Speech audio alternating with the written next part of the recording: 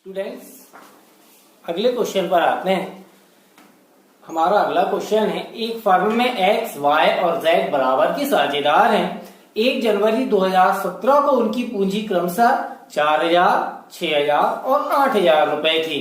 वर्ष 2017 के खाते बंद करने के पश्चात पाया गया कि साझेदारी संलेख के अनुसार पूंजी पर 5% ब्याज नहीं दिया गया है, जो कि साझेदारों को देना था। साझेदारों ने यह तय किया कि चिट्ठे को परिवर्तित करने के बजाय अगले वर्ष के प्रारंभ में एक समायोजन लेखा किया जाए। आवश्यक जनरल प्रविष्टि कीजिए। देखते हैं क्वेश्चन। जब किसी साझेदारी फर्म के द्वारा साझेदारों को उनकी पूंजी पर कोई ब्याज नहीं दिया जाता है और साझेदारी फर्म के खाते बंद कर लिए जाते हैं, और यदि ये जानकारी बाद में ज्ञात होती है, तो ऐसी स्थिति में साझेदारी फर्म के खातों को परिवर्तित करने के बजाय अगले वर्ष के प्रारंभ में एक समायोजन लेखा तैयार किया जाता है और उसके माध्यम से इस त्रुटि को सुधारा जाता है। तो हम यहाँ पर तैयार करते हैं स्टेटमेंट ऑफ एडजस्टमेंट, मतलब समायोजन विवरण पत्र। इसमें हमने कुल 5 कॉलम बनाए हैं। पहला नेम ऑफ पार्टनर, दूसरा अमाउंट टू बी क्रेडिटेड, फिर उसके बाद बनाया अमाउंट एक्चुअली क्रेडिटेड, फिर उसके बाद इन दोनों का डिफरेंस जो रहेगा, मतलब अंतर, यहाँ पर लिखा हुआ है डेबिट और यहाँ पर लिखा हुआ है क्रेडिट। या अगर हम इसको हिंदी में देखना चाहें तो देख लेते हैं। यहाँ पर हम लिखेंगे मिलना था, यहाँ पर लिखेंगे मिले। फिर उसके बाद यदि किसी साझेदार को कोई राशि ज्यादा मिली है तो उसका लेखा करेंगे डेबिट में, और अगर कोई राशि कम मिली है तो उसका लेखा करेंगे क्रेडिट में। सबसे पहले आते हैं कि साझेदारी फर्म में 3 साझेदार हैं, एक्स, वाई और जेड। एक्स की पूंजी है 4000, वाई की पूंजी है 6000 और जेड की पूंजी है 8000। साझेदारों को उनकी पूंजी पर 5% की दर से ब्याज दिया जाता है। तो सबसे पहले साझेदारों को उनकी पूंजी पर ब्याज का लेखा करते हैं। एक्स को उसकी पूंजी पर 5% ब्याज निकालेंगे तो आएगा 200, वाई का उसकी पूंजी पर ब्याज निकालेंगे तो आएगा 300 और जेड की पूंजी पर उसका ब्याज निकालेंगे तो आएगा 400।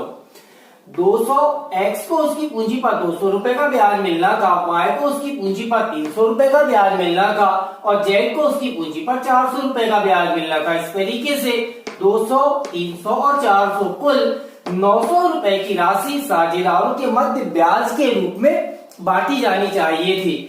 किंतु साझेदारी फर्म के द्वारा साझेदारों को पूंजी पर कोई ब्याज नहीं दिया गया, बल्कि ये 900 रुपए की राशि फर्म के तीनों साझेदारों ने बराबर बराबर लाभ के रूप में बांट ली।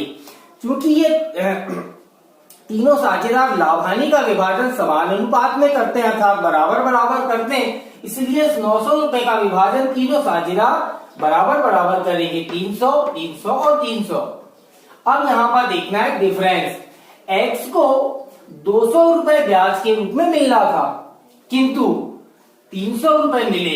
ये है कॉलम मिलना था और ये कॉलम है मिले। एक्स को 200 रुपए मिलना था और मिले कितने, 300 रुपए, मतलब 100 रुपए ज्यादा मिले हैं। तो यहाँ पर लिखेंगे डेबिट में और यहाँ पर लगा देंगे डैश। फिर उसके बाद वाई, इसको ब्याज के रूप में 300 रुपए मिलना था और इसको लाभ के रूप में 300 रुपए ही मिले हैं, मतलब ना तो इस साझेदार को पैसा कम मिला है और ना ही ज्यादा मिला है, मतलब इस साझेदार को बराबर राशि प्राप्त हुई। तीसरा साझेदार है जेड। जेड को 400 रुपए ब्याज के रूप में मिलना था, किंतु लाभ के रूप में से 300 रुपए प्राप्त हुए हैं, अर्थात 100 रुपए इस साझेदार को कम प्राप्त हुए हैं। यहाँ पर इस कॉलम का योग लगाएंगे 100 रुपए, इस कॉलम का योग लगाएंगे 100 रुपए आएगा, इस कॉलम का योग 900, इस कॉलम का योग 900 रुपए। यह हमारा समायोजन विवरण पत्र तैयार हो गया है। समायोजन विवरण पत्र बनाने के पश्चात अब हम करते हैं यहाँ पर एक जनरल एंट्री।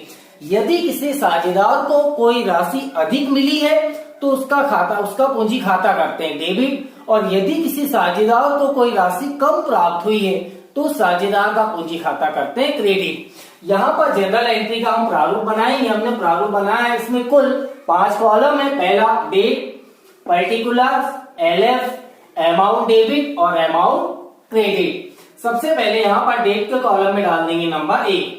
यहाँ पर देखते हैं हम एक्स को 100 रुपए ज्यादा मिले थे तो एक्स का पूंजी खाता करेंगे डेबिट, और जेड को 100 रुपए कम मिले थे तो जेड का पूंजी खाता करेंगे क्रेडिट। मतलब हमारी जनरल एंट्री होगी X capital account debit to Z capital account, और अमाउंट की कॉलम में 100 रुपए डेबिट में और 100 रुपए क्रेडिट में लिखेंगे। अब बात आती है यहाँ पर नरेशन लिखने की। यहाँ पर नरेशन में लिखेंगे हम being adjustment entry for correction. इस तरीके से हमारा ये क्वेश्चन कंप्लीट होता है।